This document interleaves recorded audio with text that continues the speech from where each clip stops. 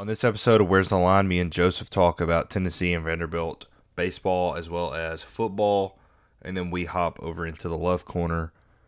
Hope you guys enjoy this episode. Send us your Love Corner questions. But without any further ado, this is episode number 123 of Where's the Line. Let's get into it.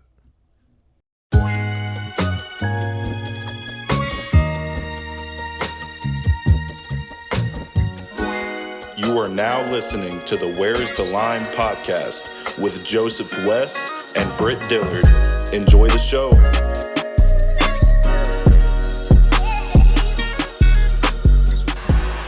Milton gonna take a shot wide open and just strutting in is Keaton. Joe Milton does it again.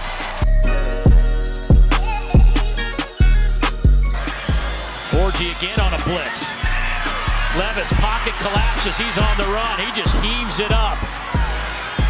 And it's intercepted by Vanderbilt. And let the celebration begin. The streak is over at 26. The Commodores win it.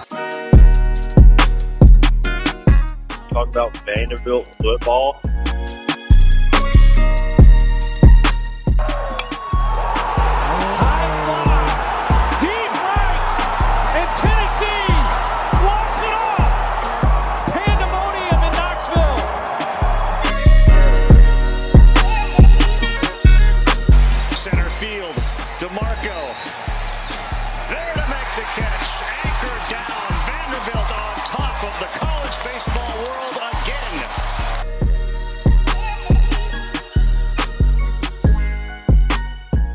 All I gotta say, and you're going to hell. Bye.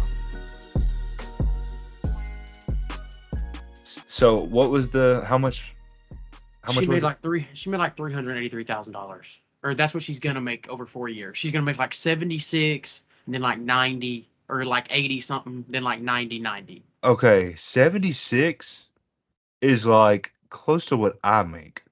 I wouldn't say close, but If you're making it's not $76,000, it's not that much more than I make. Yeah, I will say. I mean, I'm not gonna say how much money I make, but like that is a significant amount of money more than I make. But I'm not. It's not like crazy amount more. I'll say this right now. I'm not scared. It's in the 10 to 15 ballpark for me. That's how much she makes more than me. Okay. Yes, me too. Okay, I'll say that. I'm a man. Okay, I don't care if you know how much money I make. I'm a man. All right. But I don't care. I mean, mine is public. I guess technically it's public. But That's public. now she will make a lot off of like endorsements, obviously. Yeah. Like, she will make good money. I seen a thing that said she made $4.6 million at Iowa this year through NIL and stuff. So like, Holy crap!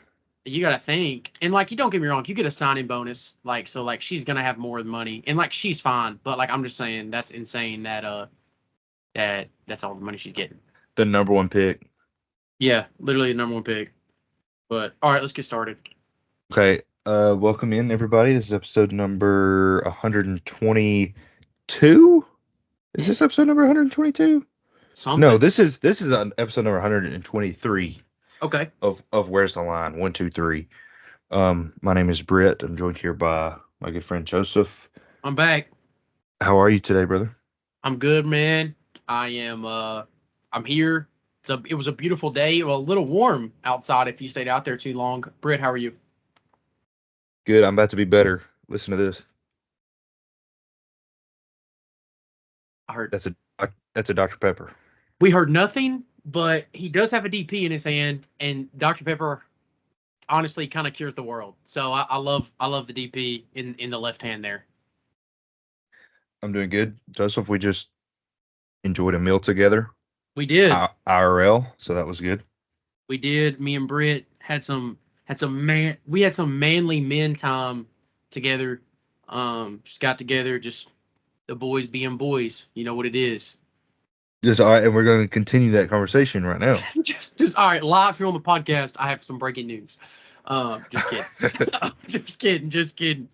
Yeah. But since we last recorded together, at least, several things have happened. UT lost to Purdue. Yep.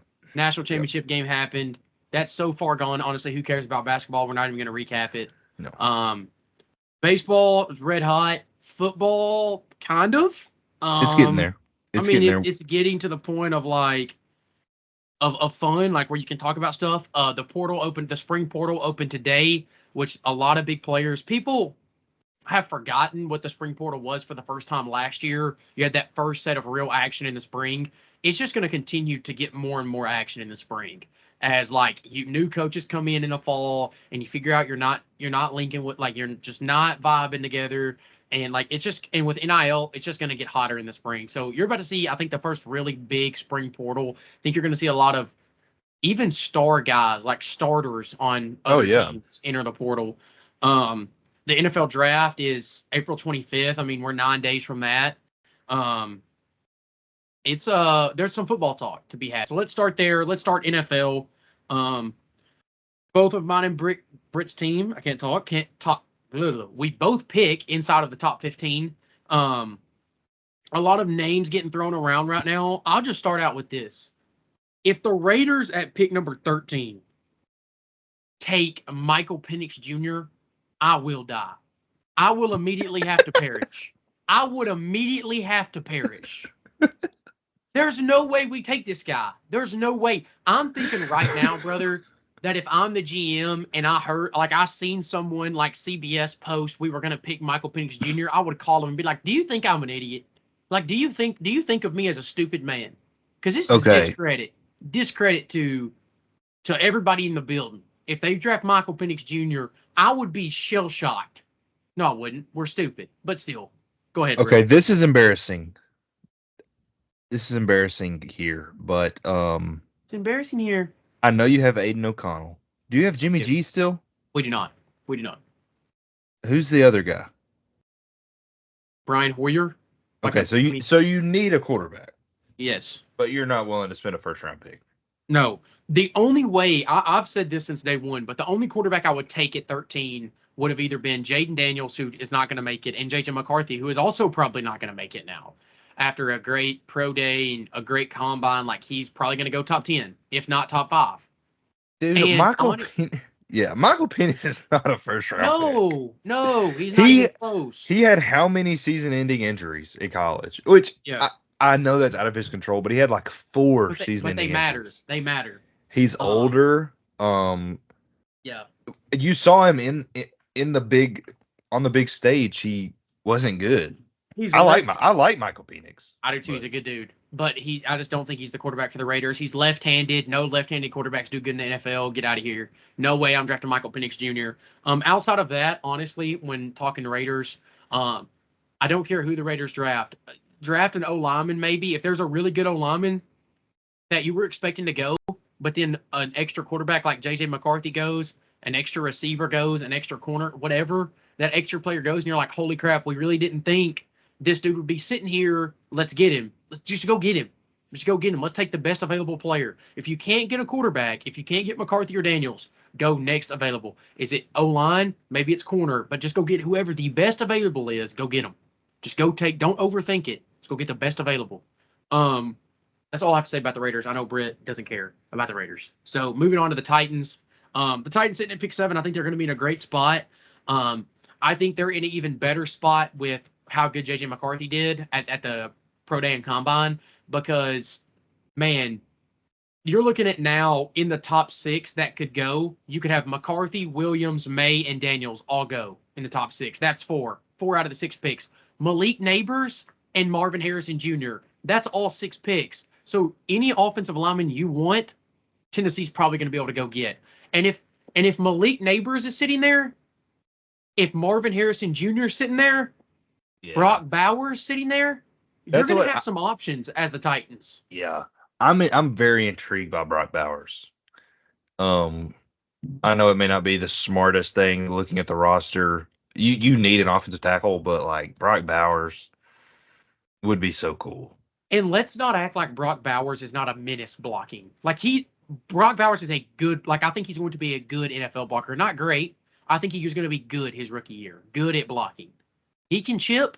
Throw him over there to that tackle spot. He'll be all right. Get you a LT or RT. I forget which one it is y'all need. Whichever. I think it's left. left tackle. Get your little left Yeah. tackle in the second round, and just tell him you gonna have Big Brock helping you out. But yeah, I mean, I think Joe Alt would be a good pick. If Malik Neighbors is there, I think you have to look into him. I think there's just a couple guys that you have to look into if they're there. I don't think Marvin Harrison Jr. will be there. I did throw his name out. Probably shouldn't have. He's probably gone at pick 4 to the Cardinals. But you never know. I mean, we'll see, right? I think the Titans should just take a receiver. You're tanking next year anyways. You're tanking for James Pierce next year. That's crazy. You're You're tanking for James Pierce. I will say that if the Titans don't draft Brock Bowers, I think he falls to their arch nemesis, the Indianapolis Colts. And you don't want that to happen. So even if it's just that you're taking him from the Colts, I think you take Brock Bowers or Joe Alt. If I'm the Titans GM, that's the two names I have on my radar. It's going to be one of these two guys, Joe Alt or Brock Bowers. Which one do I want more?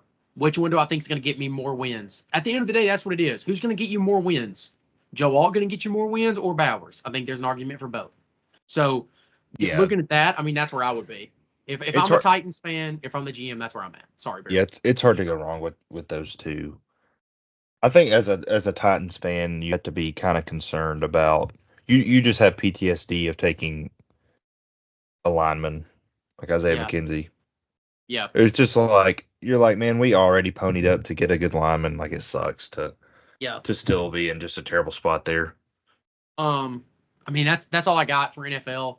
I think everything else will kind of play itself out, and we'll talk about it after the draft. Moving on we'll come back to football. We'll go back to college football in just a second, with the portal opening up and stuff. Flipping over to baseball really quick. Vanderbilt, as of right now, is sitting at 26-10. Vanderbilt is 20-3 at home, 2-7 on the road. Vanderbilt does not lose at home, and they do not win on the road. It's been that simple for us, honestly. Honestly, this team is scary, I think, right now. Not in a good way.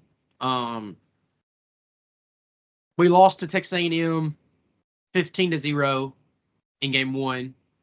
Then we lost 9-0, and then we lost 12-6. Texas A&M was hitting a ton of homers. Vanderbilt's not really like that. They don't hit a lot of bombs. It's why they've lost to UT in the past. It's why they lost to Texas A&M this weekend.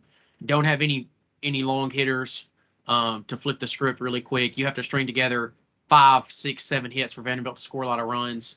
And right now it's not coming together. Good news is that it's just April. Time to get hot is probably about mid-May. Is a good time to get hot. So you've got time to figure it out, but they're really going to have to and continue to win at home. Got Lipscomb, actually, I think they're playing right now.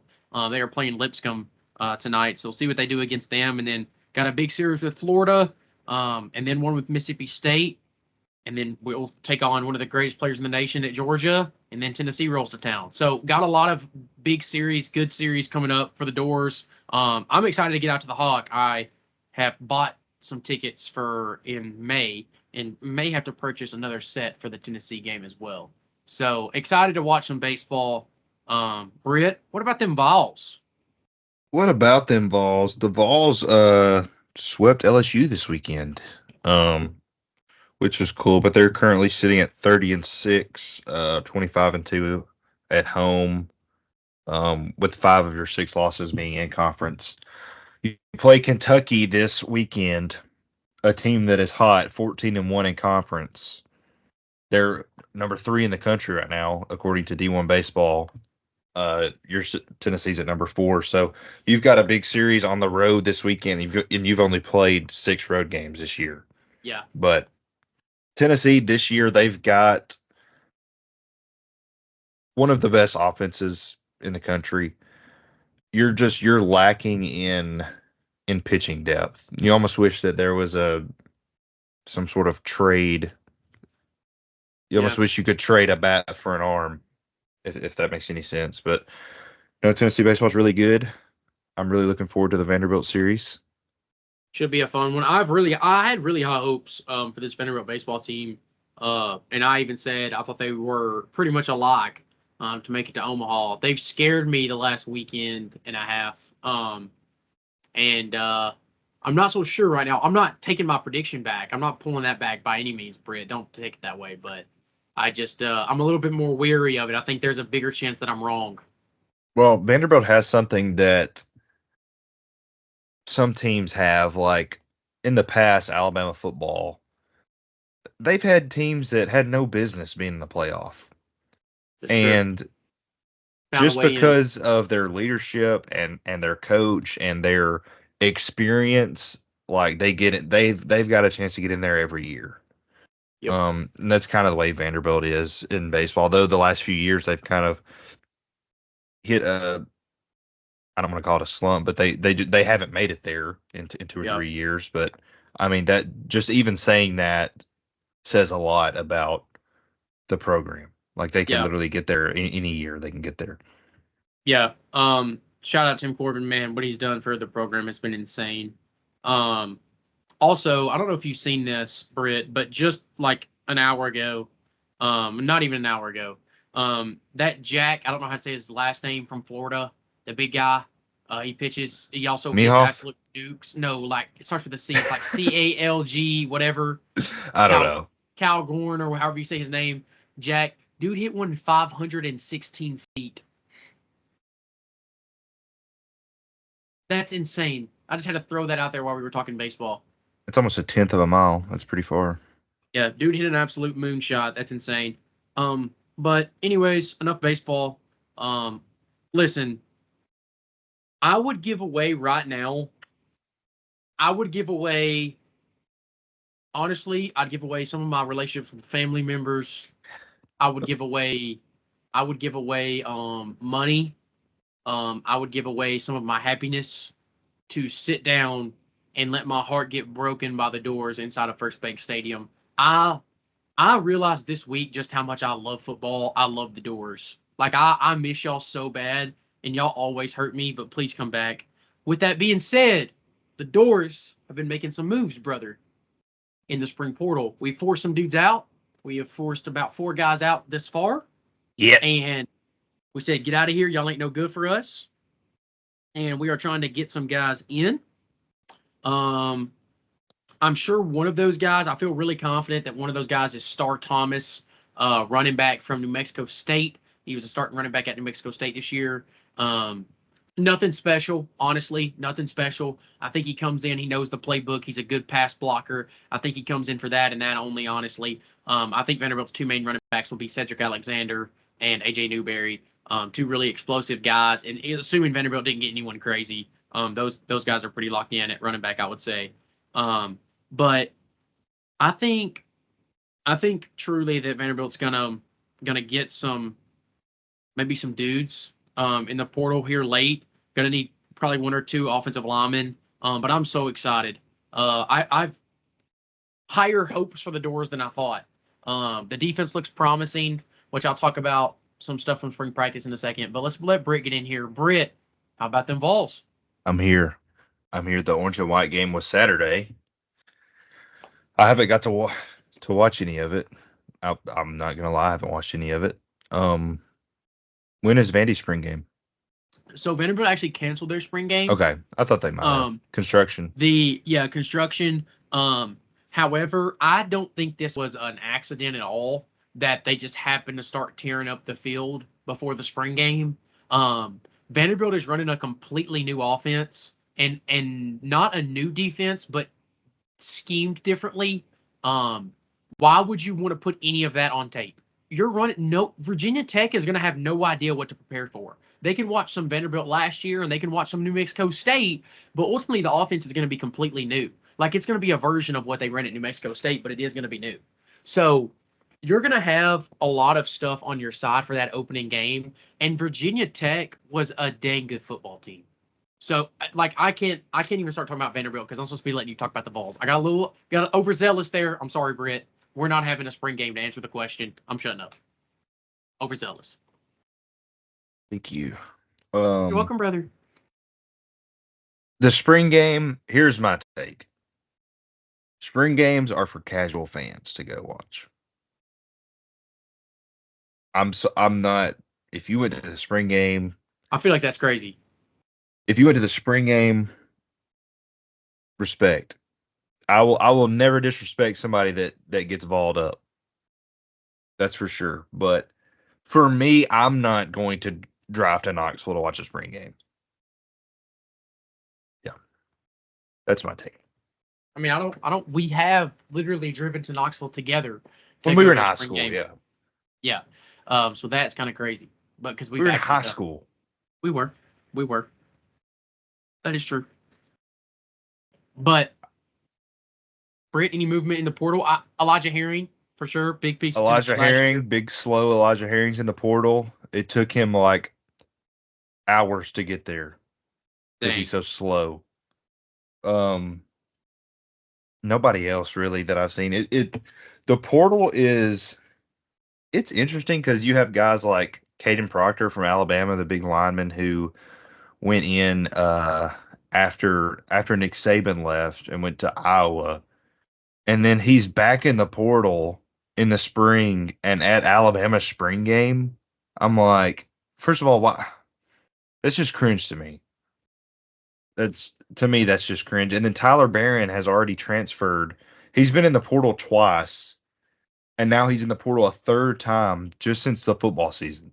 He will be, if he chooses another school, it will be his fourth school since December.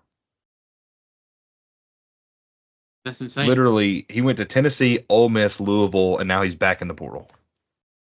So, I don't know. I guess, I mean, do whatever's best for you, but it's just, there's no loyalty in college sports anymore. And I know I sound like an old man. I'm getting up on the porch, but like, you invest in players and then they just leave. And even starters. Elijah Herring's your leading tackler last year.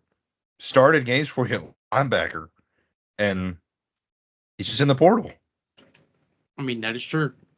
I think that the portal is a good thing. It's also a bad thing. They definitely going to have to do something with it because it just can't continue like this. But I'm obviously excited for the spring portal. It helps a team like Vanderbilt, who was not very good last year, but I think can be better this year. And Britt, I'm going to take it there if that's okay.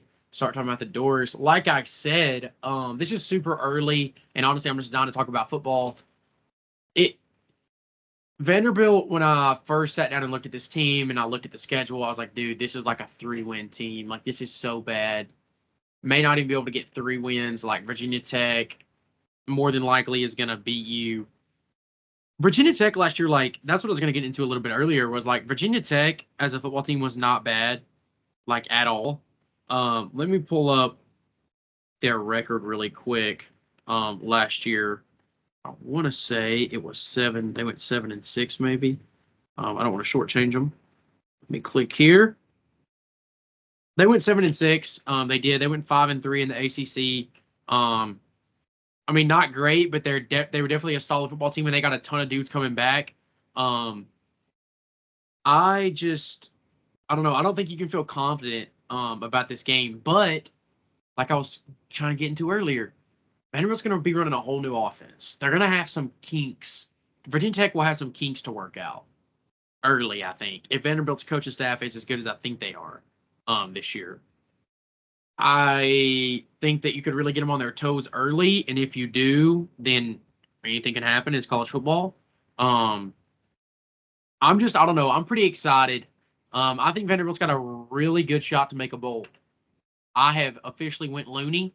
Britt will probably disagree with that, but I think we've got a pretty good shot to make a bowl. Let's go through it. Let's go through that schedule early here. Let's go through it right now. Early schedule. All right. Okay, Virginia Tech went 5-7 last year. Who's their coach? Do they still have? They went 7-6 last year. 7-6. Do they still have Fuente? No, Dude, there's no way they. I don't know who their coach is. Okay. Virginia Tech. Golly, this is such a hard one. This is the hardest game. I think this kind of predicts the season. You know what? Right now, I'm going on a limb. I'll probably still be thinking this way when the season comes. Or I definitely will be thinking this way when the season comes. Vanderbilt wins this football game. It's real close, field goal. Win. Okay, I'm confused. Okay. I'm confused. Why are you confused? Is that y'all's opening game? That is. Okay, let me pull up the schedule. Hold on. Okay. And then right after that, I have the season memorized, I think. The next game is Alcorn State. I'm almost positive. We play Alcorn State at home. Steve McNair. Obviously, that's a big time dub for the Doors. We roll. Cam Johnson has the boys rolling on offense. We roll them. Yep. We're 2-0. Okay, then you play. This is crazy. This is Georgia awesome. State. Thank you, Derek Mason. You scheduled a game with at Georgia State. That's wild. Win 3-0. Okay, and then you've got Missouri. Loss. Bye week, Alabama. Loss. Kentucky.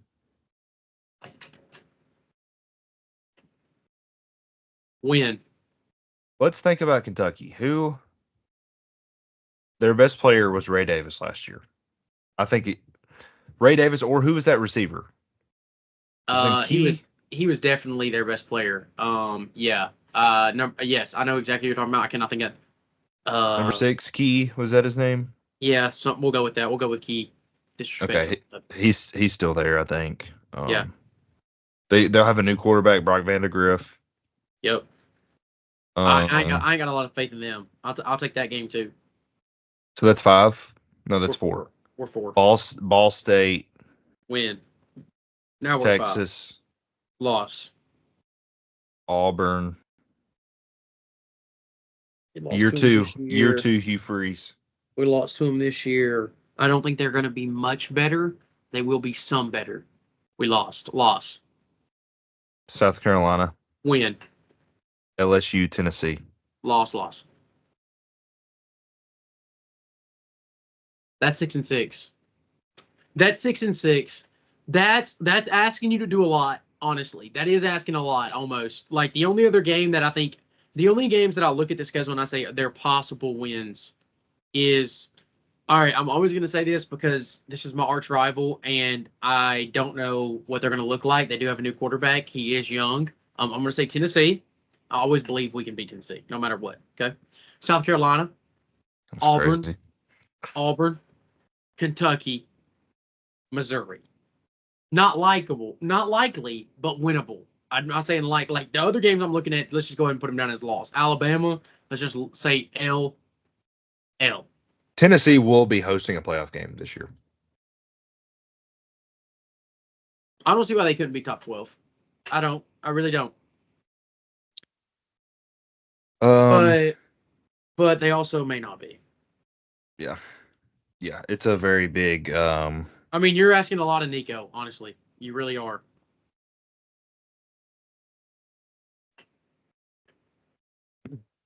I mean, you just are. My mind just went blank. Okay. No. I mean, I was like, okay, just don't respond. It's cool. So Vandy won 2 games last year, correct? Did we go 2-10? Yeah. I think the floor is 3. I'm talking about dirt floor. Rock bottom. Yeah. Yeah. I mean, Vanderbilt's got some dudes on defense. The defensive line, I said this last year, and I'm going to sound like a freaking broken record. With the defensive line, it has to take a step forward this year. Like, I thought it was going to be last year because you had a bunch of guys that were freshmen going to sophomore, and a bunch of guys just look like they hit the slump. They hit that sophomore slump. They hit the plateau of like, oh, I thought I was dominant. I need to work a little bit harder before they really turn up for their last 2 years, or at least that's what you hope. But like Darren Agu, I think can be a big piece. Bradley Mann's a big piece. Devin Lee's a big piece. Issa's a big piece. Langston Patterson at linebacker, dog. Prince Colley, dog.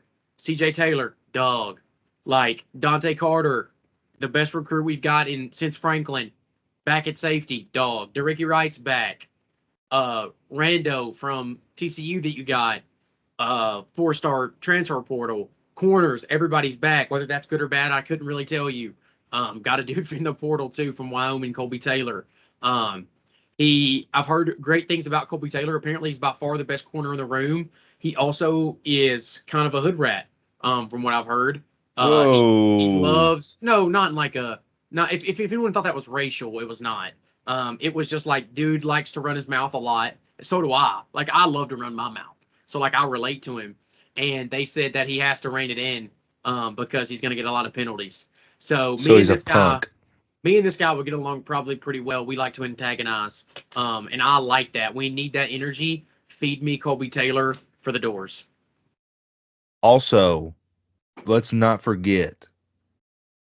I don't want you to forget this. Jermaine Burton punched a woman in Neyland Stadium on the football field. Who was the corner? What about who was the corner y'all had? BJ Anderson. That dude sucked. Did he transfer? Yeah, he was like an 8th-year senior. He went to the retirement home, bro. Yeah.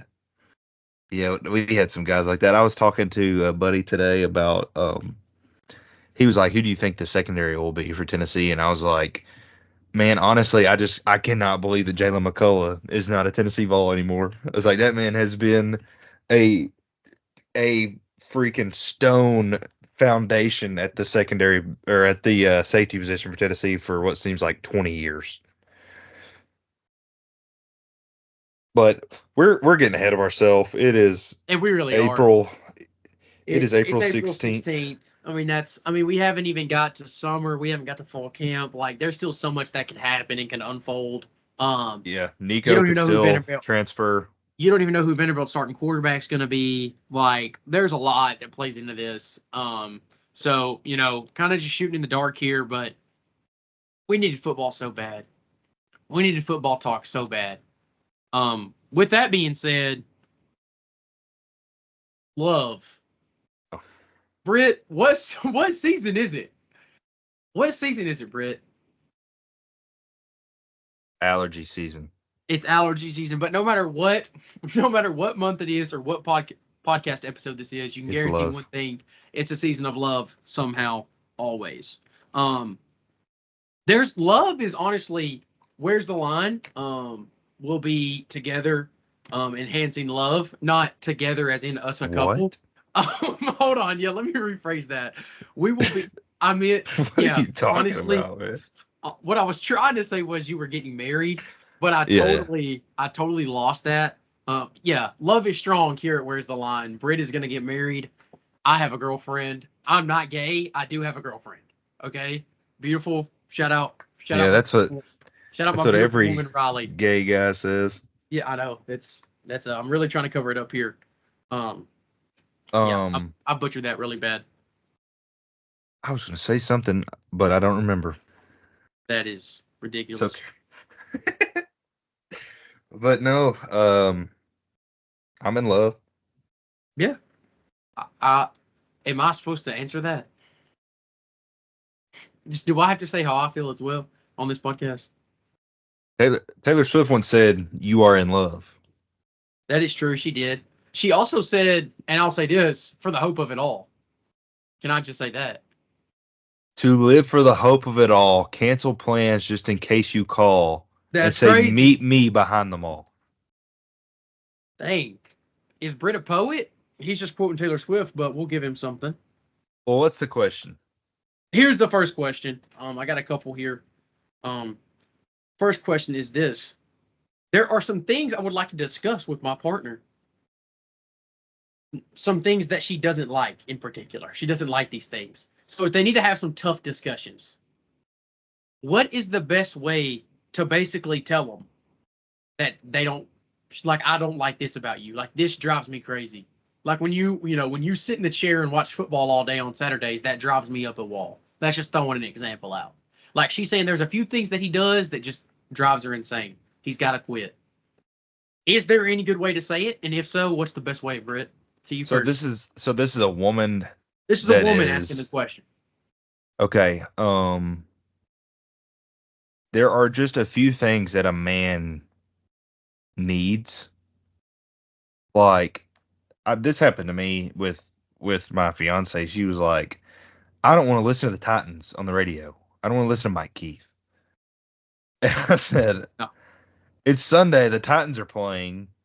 If I can't be in front of the TV, I'm listening to Mike Keith, whether you like it or not. I'm listening to Mike Keith. So you can just get over it. There are some things that a man is just going to say, I'm sorry, but it's not going to happen. Yeah. But it's a lot easier to bring up those things before you get married. It's a lot more complicated, and a lot more expensive when it's a lot cheaper to break up than it is to get a divorce. So you need to talk That's about these true. things before you get married.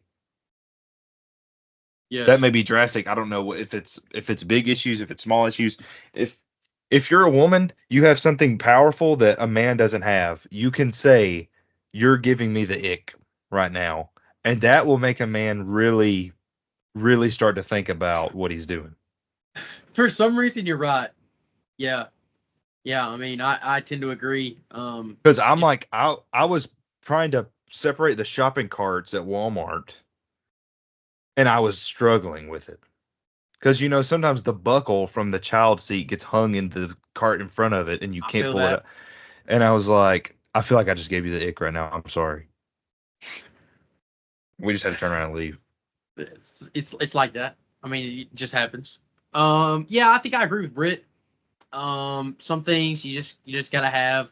It may not be something, but you can always hold the conversation for sure. I mean, I don't know what the best way. You can just be like, "Hey, this bothers me. Like, Yeah. is this something that you could change?" I mean, I don't think it has to be any just to be direct about the answer. I don't think it has to be anything crazy. Just like, "Hey," and then follow it up with be self-aware. Follow it up with, "Hey, is there anything that I do that bothers you? Like, Yeah. if there is, let me know. Why are you laughing?" I'm laughing because, like, I keep stuttering. if you're a guy, you could literally be addicted to heroin, and your woman be like, "I really wish you didn't shoot up heroin," and your friends would be like, "You are so gay for letting that woman tell you to stop doing heroin." Like, are It you could be the most completely live- emasculated? It would be Yeah. the most life-damaging thing, and your friends would just Yeah. be like, "How dare you?" Yeah, 100%. I've been that friend, and I hope my friends do that to me. No, it depends. Like, if you go to your significant other in love and with concern about, like, their health or whatever, like, they're going to at least consider what you say. Now, if they don't, like with me, it was nicotine. And, like, if my lady was to Been come to there. me and say, "I really wish you wouldn't do this," and this did happen, like, I at least tried. But now this time I'm 30 days clean. Today's day 31 That's insane. of no nicotine. Good So for you. you can at least plant the seed in their mind. Yeah. But ultimately you can't force anybody to do anything. I mean, and as a woman, you just got the power in general, because like if you tell your man's, "Hey, you got to stop doing this, like stop vaping." I mean, my woman tells me that, I'm done vaping. Like one of my, like Harrison Davis is listening to this right now. This is a wild development here. This is all right. This turned into the simp. Where's the simp podcast? Yeah, I answered that question. Let's go to the next one. You ready, Britt? Yep. Where did that question just go? Oh, how do you handle making important personal decisions in the relationship? So, like, the way I took this question is like, what would normally be like personal. So, like, for example, Britt has a house right now. When Britt got his house right now, or his cabin, he didn't have to ask Grace what she thought. Now, after October, is it? Mhm. Britt got to be asking what Grace thinks. He got to be caring. They got to be making that decision together. That's how I took this question: is how do you handle that? I think that's tough, because you're never gonna agree 100%. But ultimately, like, you can't win every battle, which I've kind of said that in some past love relationship questions. Like, you can't win every battle though. Like, you pretty much have to pick something. Like, okay, I'm not gonna pick the color or the house or anything like that. I don't care anything about the house, but I want to pick the location. Like, I want it to be in Gordonsville, or I want it to be in Carthage, or whatever. I'm gonna pick the city, and I'm gonna tell her, go find a house that you want, we're buying that one. Whatever one you want. You can't win them all. Pick some that you want to stand firm on them, but give the other ones away. Don't even try to fight them. Ain't no sense in it. That would be my advice. Could be bad. Yeah. I'm not married. There has to be compromise on both ends. And compromise is not, I'm a yes person. I'm like Joseph, if you were like, "I'm looking at this vehicle, do you think I should get it?" Yes. If you want it, you should go get it. If you got to take out a loan, whatever you got to do. If you want a vehicle, just go get it. Well, Okay. And I'm like, we'll figure it out later. The worst thing that could happen is you sell it. You can't afford it. You sell it. Yeah. Now, compromise is not me saying, hey, I want to do this. I want to do this. And you saying, I don't want to do this. We shouldn't do it. So we don't do it. That's not compromise. That is you are making the decision. Yeah. Compromise is when you're like, okay, I'm not comfortable with this, but I trust you. And we will make it together. We will figure it out. Dang. That's compromise. But like when you're making personal Y'all decisions, write that down. you have to, every single decision has to be agreed upon. Yes. And unless you're just the same exact person, you're going to disagree on 99% of things. And somebody's just going to have to You're going to sacrifice. disagree on 99% of things? I don't think that's true. No, maybe not that. 99%? That's wild. Maybe that's just my relationship. But like, because right now I have two vehicles. I have two vehicles right now. And she's like, well, you can sell your other vehicle. You don't need it. And I'm like, who are you to tell me what I don't need? Like, this is my car. I'm going to keep it. Just hey, Grace. No. But yeah, that's getting married. I told you this earlier. The process leading up to me getting married is the hardest thing that I've ever done, is having to sort out like just everything. Literally every decision you make involves somebody else. And like for me, like if I'm having issues, honest, like just being honest, like if I'm down bad, if I'm going through it and I'm by myself at home, I'm fine. Like I'll sit here and get over it. But like when you got to go home to a wife and she's like, what the crap's wrong with you? Then you actually have to face what's going on. Talk about how scary that is. But I don't even know what I'm just talking out of my butt. But like this is great content. But it's just exposing. Yeah, at a certain point you have to be nice to each other too, because you don't want to argue like dogs about something. Because I mean, when the argument's over, you're still married to that person. Yeah. And you're still gonna have to love that person. Yeah, we're not trying to end any relationships here on Where's the Line. Yeah, but there's sacrifice because I'm okay. Next question. I'm yapping so hard. Right No, you're good. This dude is yapping. Honestly, Britt, I only had 2 questions. Okay. So that's all I've got personally. I don't have any. Every one of the questions I bring is like, I'm trans, I'm gay. We gotta stay away from those questions. Get us canceled. Regardless, I mean, it's been Where's the Line back. I've enjoyed it. I've enjoyed just honestly getting on here with Britt, laughing for a few minutes. I absolutely butchered the sentence earlier about enhancing love on Where's the Line. That was very interesting. I still think it's funny. Anyways, go Doors. You know what it is. Go Vols. Goodbye.